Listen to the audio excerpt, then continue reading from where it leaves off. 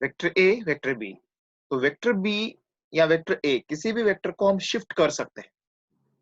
तो हमने vector B को अगर शिफ्ट कर दिया तो ये वेक्टर बी हम कहीं पर भी ले सकते हैं, बट एक ही रूल है उसका कि वेक्टर की डायरेक्शन चेंज मत करो। सो वेक्टर जैसा भी है वैसा सेम टू सेम आप शिफ्ट कर सकते हैं। ओके, उसकी वैल्यू चेंज नहीं होनी चाहिए, ठीक है, लेकिन पैरेलल भी रहना चाहिए। तो यही वेक्टर हम इधर भी ले सकते हैं। देखो सेम टू सेम वेक्टर हमने इधर ले लिया तो कोई इश्यू नहीं, क्योंकि वो पैरेलल भी है, और पैरेलल अगर है और उसकी डायरेक्शन सेम है और उसकी वैल्यू सेम है तो नो इश्यू। चलो अभी ए और बी ऑर्डर में आ गए। A and B are in order. अब ये ऑर्डर में इसका मतलब ये होता है कि पहला खत्म हो जाता है, एंड पॉइंट, टर्मिनल पॉइंट कहते हैं उसको, और दूसरा स्टार्ट हो जाता है। ठीक है, तो देखो वेक्टर के बारे में याद रखना है कि ये है वेक्टर का इनिशियल पॉइंट, स्टार्टिंग पॉइंट, और ये है उसका टर्मिनल पॉइंट। सो टर्मिनल मतलब फाइनल। ठीक है, इनिशियल पॉइंट, टर्मिनल पॉइंट। तो ये ऑर्डर में आ गए दोनों वेक्टर। तब इनका रिजल्ट, इन दोनों का एडिशन तीसरा वेक्टर होता है, जो कि हम पहले के स्टार्टिंग से निकालते हैं दूसरे के एंड पॉइंट तक होता है। ओके, समझ गए क्या? तो पहला वेक्टर जी ए, दूसरा वेक्टर जी बी। तो हम क्या कर सकते हैं इसको? कर्म तो ये जो वेक्टर है, ओके, तो ये पहला वेक्टर दूसरा वेक्टर अगर ऑर्डर में है तो आप याद रखना इसमें कि तीसरा जो वेक्टर होता है वो वेक्टर अपोजिट, मतलब कैसा, यहां से स्टार्ट और यहाँ पे खत्म। अब बताइए ए बी के ऑर्डर जैसे वैसे ये जो ऑर्डर है रिजल्टेंट वेक्टर ये आर, तो ये कैसा है? उनके ऑर्डर में नहीं, उनके ऑपोजिट ऑर्डर में। तो याद रखना ए और बी दो वेक्टर अगर ऑर्डर में है तो तीसरा वेक्टर रिजल्टेंट आ जाता है। ठीक है, लेकिन रिजल्टेंट लिखना कैसे है? पहले के स्टार्टिंग पॉइंट से और दूसरे के एंड पॉइंट तक, राइट? तो ओवरऑल ये रूल हम यहाँ पे पॉइंट आउट कर सकते हैं। कैसे पॉइंट आउट कर सकते हैं? देखो ध्यान से, टू वेक्टर्स मतलब ए एंड बी, ये कैसे है? Taken in order. ऑर्डर में मतलब क्या है? पहला खत्म होता है दूसरा शुरू हो जाता है, पहला खत्म होता है वहां से दूसरा शुरू हो जाता है, तो ऑर्डर में है, हाँ? जो कल नहीं थे वो याद रखो, ऑर्डर में है। देन, तो ये ऑर्डर में है, देन देयर रिजल्टेंट, उनका जो आंसर आएगा इज थर्ड वेक्टर। ठीक है, लेकिन थर्ड वेक्टर स्टार्टिंग कहां से होता है? स्टार्टिंग फ्रॉम इनिशियल पॉइंट है, initial point of first vector. देखो समझ में आया क्या? Initial point of first vector and ending eight, उसका एंड कहां पर है? एंडिंग एट कौन सा point? Terminal point of second vector. समझ गए? तो ये खत्म होता है सेकेंड वेक्टर। तो बस ये ट्रायंगल लॉ याद रखिए आप। ट्रायंगल लॉ को अप्लाई करना बहुत जरूरी है। ट्रायंगल लॉ तो आप समझ सकते हैं, लेकिन उसको एप्लीकेशन कैसे करना है वो इम्पोर्टेंट है। चलो ठीक है, इसे थोड़ा और आगे लेके जाते हैं।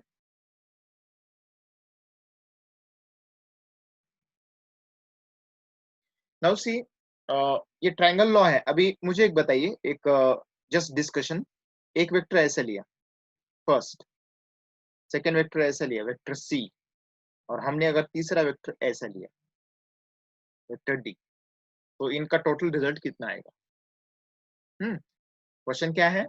अगर ए ऐसे लिया, सी ऐसे लिया और डी भी ऐसे ही लिया, तो इनका टोटल कितना आएगा? तो आप सोचो, सपोज ए का वैल्यू है 3 मीटर्स, तो ये यहाँ से यहाँ तक चला गया। सी का वैल्यू है 5 मीटर, ये यहाँ से यहाँ तक चला गया।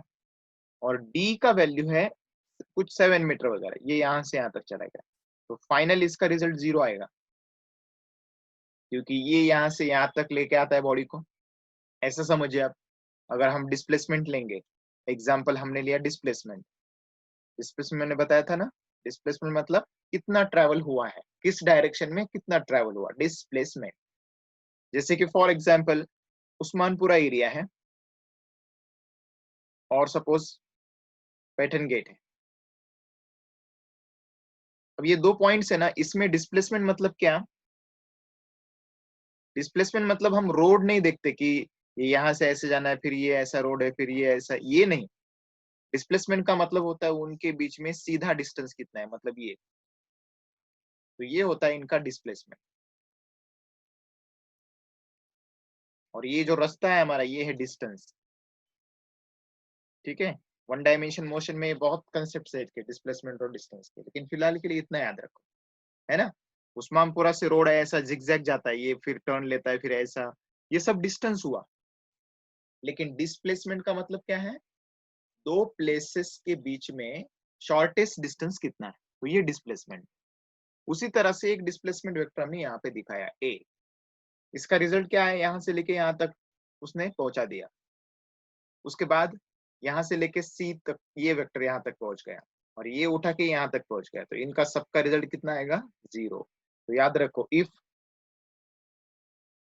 All vectors are in order, सभी अगर ऑर्डर में, सभी के सभी, मतलब पहला खत्म वहां से दूसरा शुरू, दूसरा खत्म वहां से तीसरा शुरू, ऐसा अगर है, then their result is 0 vector. समझ गए क्या? है ना।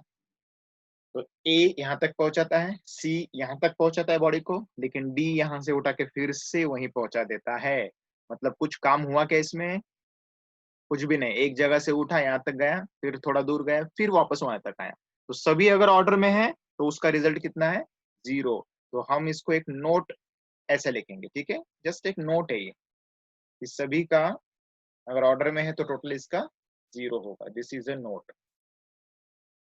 देखो, एक लॉ है, पॉलीगॉन लॉ, बहुत इंपॉर्टेंट लॉ है पॉलीगॉन लॉ। तो किस तरह से होता है देखिए, जस्ट ट्रायंगल लॉ का एक्सटेंशन है ना।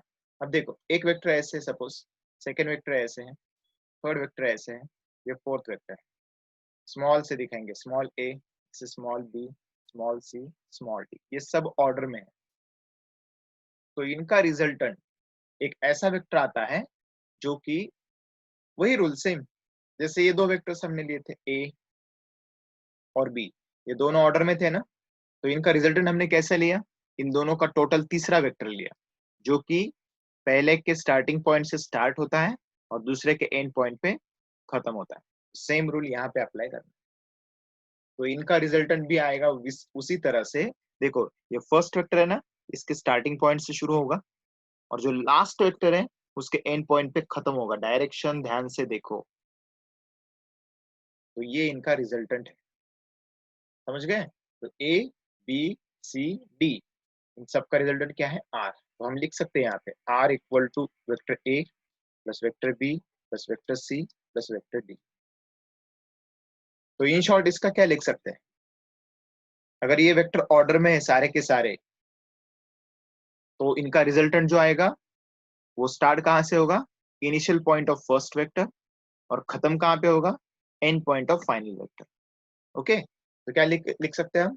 इफ, समझने के लिए, आपके अंडरस्टैंडिंग बढ़ने के लिए लिखेंगे यहाँ पर, इफ नंबर ऑफ वेक्टर्स, ध्यान से आप डायग्राम देखो, आप are shown by, number of vectors are shown by sides of polygon. Polygon का मतलब होता है इसको 3 से ज्यादा साइड्स। ये भी पॉलीगॉन है, लेकिन ये ट्राइंगल पॉलीगॉन है। ओके, 4 साइड से तो रेक्टेंगल, ज्यादा साइड से तो पॉलीगॉन कहते हैं उसको। 5 साइड से तो पेंटागॉन, 6 साइड से तो हेक्सागॉन, सेप्टागॉन, ऑक्टागॉन, ऐसे बहुत सारे। जैसे साइड बढ़ते वैसे उसके नाम चेंज होते हैं, लेकिन जनरल नेम क्या है उसका? Polygon. If number of vectors are shown by sides of polygon, देखो एक side, second side, third side, fourth side, but यहाँ पे एक चीज है, टेकन इन ऑर्डर, मतलब ये सब पहला खत्म दूसरा स्टार्ट, दूसरा खत्म तीसरा स्टार्ट, तीसरा खत्म चौथा स्टार्ट, ये सब ऑर्डर में। देन तभी देयर रिजल्टेंट, इन सब का total, their resultant is a vector starting, ये बहुत इंपॉर्टेंट है, स्टार्टिंग फ्रॉम, कहां से स्टार्ट हो रहा है ये resultant, initial point of first vector, and देखो फर्स्ट वेक्टर के इनिशियल पॉइंट से स्टार्ट हो, ये फर्स्ट वेक्टर है, ये लास्ट वेक्टर, और खत्म कहां पे हो, एंड एंडिंग एट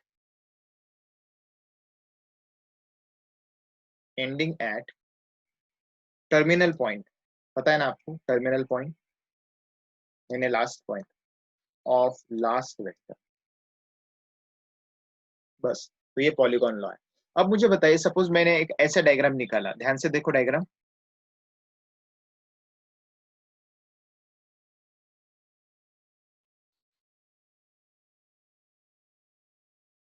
ये ऐसा कुछ डायग्राम निकाला है, तो इसको पॉलीगॉन में हम अरेंज करने की कोशिश करेंगे, ठीक है। तो ये वेक्टर जो है उसको पॉलीगॉन में थोड़ा अरेंज करने की कोशिश करेंगे, ये 4 वेक्टर्स है। तो कैसे कर सकते हैं, देखो ये पहला वेक्टर है, सपोज उसको ऐसे ही रहने दो, नाम दिए तो अच्छा रहेगा, ए सी डी बी। तो पहले ए, ओके, फिर सी लिखेंगे एज इट इज क्योंकि ऑर्डर में है, राइट। अब डी को कहाँ पे शिफ्ट करेंगे, ए और सी को हमने सॉल्व कर दिया, जगह पे रख दिया ए और सी वेक्टर को, अभी डी वेक्टर को थोड़ा शिफ्ट कर सकते हैं ना, तो ये डी वेक्टर हम यहाँ पे शिफ्ट कर सकते हैं, देखो रूल क्या है, उसको पैरेलल शिफ्ट करो, ये डी वेक्टर आप यहाँ पे ले सकते हैं, तो इसको मैंने शिफ्ट कर दिया, बस रूल है पैरेलल शिफ्ट करो उसको, डायरेक्शन चेंज मत करो उसकी। तो डी वेक्टर आ गया, चाहे तो थोड़ा उसको बेंड कर देंगे, ओके, तो ये वेक्टर थोड़ा जैसा डी था वैसे हमने बेंड कर दिया, ओके अभी आ गया करेक्ट। उसके बाद ये चौथा वेक्टर, इसको कहाँ पे शिफ्ट करेंगे, बी को, सोचना है आपको, बी को कहाँ पे शिफ्ट करेंगे, ये बी जैसा है वर्टिकल से थोड़ा बेंड है ना, ऑलमोस्ट वर्टिकल, तो ये बी को हम कहीं पे भी लगा देंगे ना ऑर्डर के लिए, तो ये बी को हम यहाँ पे लगा सकते हैं, बस हो गया काम। मतलब डायग्राम में आपको कैसा दिख रहा है, एकदम अलग डायग्राम दिख रहा है कि बस एक जगह पे आ रहा है, एक निकल रहा है, एक अंदर आ रहा है, एक बाहर जा रहा है, ऐसा कुछ है, लेकिन इसको रीअरेंज करके हम पॉलीगॉन बना सकते हैं, समझ गए। तो वेक्टर बी जो है, ये वेक्टर बी वर्टिकल ऐसा है ना, vector A as it is रख दिया, vector C as it is रख दिया, वेक्टर डी को हमने शिफ्ट कर दिया सेकंड पॉइंट पे, और वेक्टर बी को हमने थोड़ा ऊपर शिफ्ट कर दिया, तो सब ऑर्डर में है कि नहीं, अभी ये सोचो। Now B A C D are in order, hence अब इनका रिजल्टेंट निकालना बहुत easy, hence the resultant is, बोलो क्या आएगा फिर रिजल्टेंट, पता है ना रूल, तो I will underline that important portion. Resultant is a vector starting from initial point. इसका initial point first vector, तो initial point of first vector, अभी ये first vector है ना, तो यहाँ से start करना है, और and ending at terminal point of last vector, तो last vector ये है, इसके terminal point पे खत्म हो जाएगा बस, तो ये है इन सब का resultant, okay. So this is polygon law, देख लो अभी तक जितना लिखा हुआ है इसमें, ओके।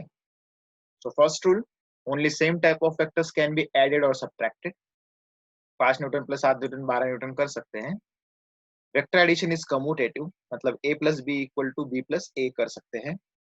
उसके बाद second next rule, vector addition is associative.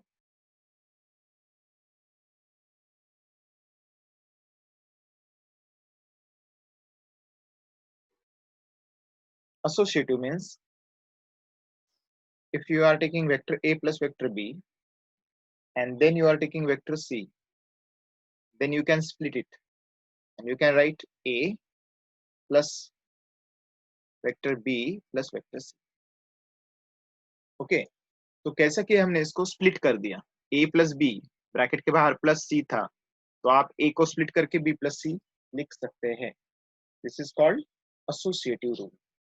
Okay, तो ये एडिशन के लिए है ना. तो रूल याद रखो, ये एडिशन के लिए. सब्ट्रैक्शन के लिए वो अलग हो जाता है. सब्ट्रैक्शन के लिए माइनस साइन की वजह से पूरा रूल ही बदल जाता है, तो इसीलिए सब्ट्रैक्शन के लिए कम्यूटेटिव और एसोसिएटिव रूल फॉलो नहीं कर सकते. समझ गए क्या? तो ये रूल फॉलो हम नहीं कर सकते. तो यहाँ पे एक इंपॉर्टेंट नोट, कौन से rules? Commutative and associative. Commutative and associative rules are not followed in subtraction.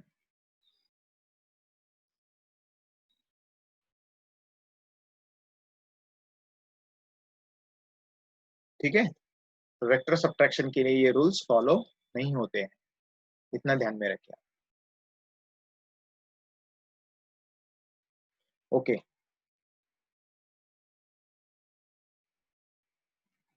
Now see, उसके बाद एक इंपॉर्टेंट लॉ है. ये सब एडिशन का पार्ट चल रहा है, तो इसमें बहुत ज्यादा कॉमनली यूज होता है एक law, that is parallelogram law.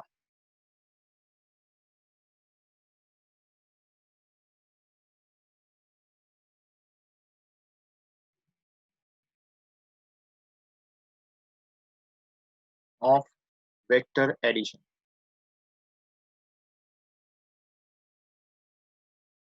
सी, ये लॉ स्पेशल पैरामीटर्स में यूज करते हैं.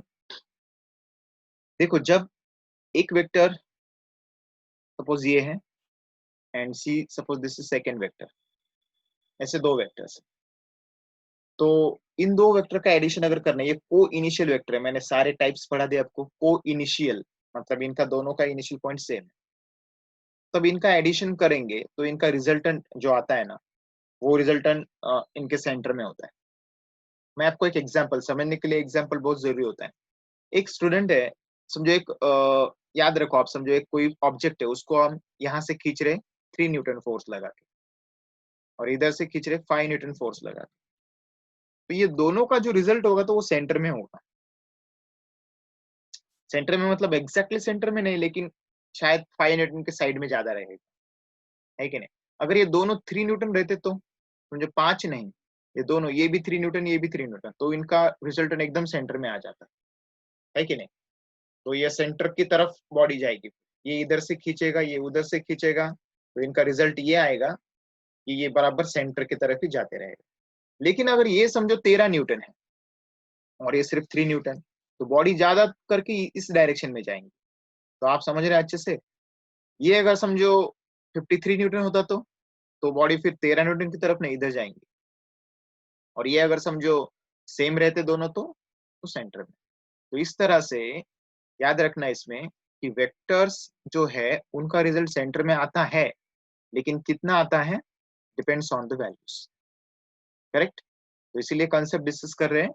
चलो, पहला वेक्टर सपोज, अभी देखो ये जो है ओ ए है, दिस इज ओ बी, लेकिन हम इसको नाम देंगे शॉर्ट समझने के लिए वेक्टर ए, और ये वेक्टर बी. ऐसे दो वेक्टर्स है, इनका एडिशन हमें करना है. तो अब क्या कर रहे हैं हम, इसको वेक्टर ओ ए जो है इसको पैरेलल एक निकाल लेंगे यहाँ पर. सेम टू सेम जितना ओ ए है उतना ही ओ भी जितना है उतना सेम टू सेम हम निकालेंगे. ठीक है, और ये सेम टू सेम निकाल के हम इसका डायगोनल कंप्लीट कर देंगे.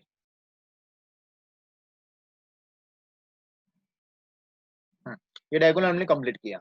उसके बाद हमने यहाँ पे परपेंडिकुलर ड्रॉ किया है. पहले ये लाइन कंटिन्यू कर लिया, action, line of action. I told you line of action क्या होता है. और उसके बाद यहाँ से परपेंडिकुलर निकाल लिया. ठीक है, इसको नाम देंगे ए डी, और ये जो पॉइंट है समझो इसको ई नाम देंगे कुछ. ठीक है, हाँ. अब ऐसे डायग्राम हमने कंप्लीट कर ली. ये जो वेक्टर ओ बी और ओ ए है, इनके बीच में एंगल है थीटा. और ये जो रिजल्टेंट है इनका रेड में दिखाया, ये रेड इनका रिजल्टेंट है, कैसे है हम देखेंगे, डिस्कस करेंगे। इसके बीच में एंगल है अल्फा, समझ गए? तो इस तरह से ये थीटा है, ये अल्फा है, और बाकी के सारे वैल्यूज हमने दिखा दी। अब मुझे बताइए, ओबी को पैरेलल एई है, ठीक है? ओबी वेक्टर देखो आप, उसको पैरेलल कौन है? एई। तो ओ ए कंटिन्यू में है, तो ये angle same to same theta ही रहेगा, समझ रहे हैं आप? क्योंकि ओबी को पैरेलल एई है यहाँ पर, जैसा यहाँ पे ओबी निकाला था उसी तरह से वहां पे एई निकाला है, इसीलिए जितना एंगल ये बनाएगा उतना एंगल ये भी बनेगा, ठीक है? तो ये मैथमेटिकल रूल आपको पता है। चलो दिखा दिया हमने, अल्फा अलग है, हाँ? अल्फा किसके साथ है ध्यान से देख लो। ओके, नाउ हमें क्या करना है, ये जो रिजल्टेंट इसकी वैल्यू निकालनी, तो हम इसकी वैल्यू निकालेंगे, कितना है ओ ई कितना है, इसकी वैल्यू हमें निकालना है। तो हम क्या करेंगे, पाइथागोरस थ्योरम यूज करेंगे। देखो अभी इसका एक्चुअल डायरेक्ट फॉर्मूला लिए तो भी चलता है, लेकिन एक थोड़ा सा आपका अंडरस्टैंडिंग भी क्लियर हो जाएगा, इसलिए मैं इसका एक्सप्लेनेशन दे रहा हूँ आपको। अदरवाइज इसका डायरेक्ट फॉर्मूला लास्ट स्टेप जो भी आएंगे वो याद रखे तो भी चलेगा। पाइथागोरस थ्योरम से in triangle O E D, इस ट्रायंगल में पाइथागोरस थ्योरम अगर यूज करेंगे तो क्या आएगा, देखो ओ ई स्क्वायर है ना, बड़ा सबसे बड़ा side, base O D square plus E D square, समझ गए? देखो ये पूरा रेड में जो दिखा है, O square equal to base OD square plus height D square. अभी ओडी स्क्वायर को सॉल्व करते हैं। ओडी में दो चीज है, ओ ए प्लस ए डी। अभी O A plus A D square को सॉल्व करेंगे, O A square two O A into A D plus A D square. देखो ये ए प्लस बी स्क्वायर का फॉर्मूला है, A plus B square equal to A square plus two A B plus B square. मैं side में लिख दूं, ए square सबको पता है, फिर भी two A B plus B square. Okay, तो उसके बाद प्लस क्या है, E D square, O A square two O A A D. अब ये A D square plus E D square हम साथ में कर लेंगे, कितना आएगा, ए डी स्क्वायर ये है और ए डी स्क्वायर ये है, तो इसका आंसर ए स्क्वायर आएगा ना, समझ गए? डायग्राम देखते रहो, A D square plus E D square equal to क्या आएगा, ए स्क्वायर। तो ओ ए स्क्वायर जो है इसे शॉर्ट फॉर्म ए कहते हैं हम, इसको याद है ना, ए। या फिर यहाँ पे जो ए है, ए को क्या कह सकते हैं हम, ओ भी कह सकते हैं ना। क्या रीजन है इसका, O B and A are equal vectors. Equal vectors क्यों है, ये दोनों इक्वल वेक्टर्स क्यों है, क्योंकि वो पैरेलल भी है, because they are parallel and same value, उन दोनों की वैल्यू सेम है इसलिए। तो बस ओ भी वैल्यू डाल देंगे, इसका टू ओ ए डी रहने देंगे, प्लस यहाँ पे क्या आएगा, ओ ए स्क्वायर। देखो अब ये जो है यहाँ पर एक, ये जो ओ ए है, ओ ए को ए कह सकते हैं, उसका शॉर्ट फॉर्म ए है, प्लस टू ओ ए को कह सकते हैं ए। एडी को हमने सॉल्व नहीं किया, एडी रखेंगे। ओबी को क्या कह सकते हैं, ओबी मतलब बी, ठीक है? यहाँ तक आ गया। अब यहाँ पे हमें ये छोटा जो ट्रायंगल है इसको सॉल्व करना है, हाँ? इसको सॉल्व करेंगे तो क्या आएगा, देखो triangle A E D, A E D triangle, ध्यान से देखो, ठीक है? तो ये जो ट्रायंगल ए ई डी है, इसमें अगर आपने कॉस थीटा ले लिया, कॉस थीटा मतलब क्या होता है, adjacent side, cos theta adjacent side divided by hypotenuse, ठीक है, तो एडजेसेंट साइड इसकी कौन सी है वो देख लेंगे। तो कॉस थीटा के लिए एडजेसेंट साइड एडी है और हाइपोटेनस कौन सा है सबसे बड़ी साइड एई, और cos theta as it is. तो हेंस एडी इक्वल टू क्या आता है, ए कॉस थीटा। ठीक है, ये वैल्यू लास्ट में पुट कर देते हैं, तो ये वैल्यू हमने लास्ट, तो आखिरी स्टेप आ जाए। चलो, ए स्क्वायर प्लस 2a, एडी की वैल्यू क्या है, एडी की वैल्यू ए कॉस थीटा,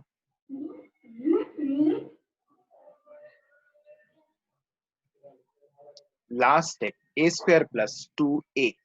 अब ए कौन है, ए मतलब ओबी, पता है ना आपको, ए मतलब कौन है, ओबी। देखो ए किसको पैरेलल है, ओबी को, यहाँ पे लिखा है। तो हम ए को डायरेक्ट बी कह सकते हैं, ए को डायरेक्ट बी कह सकते हैं।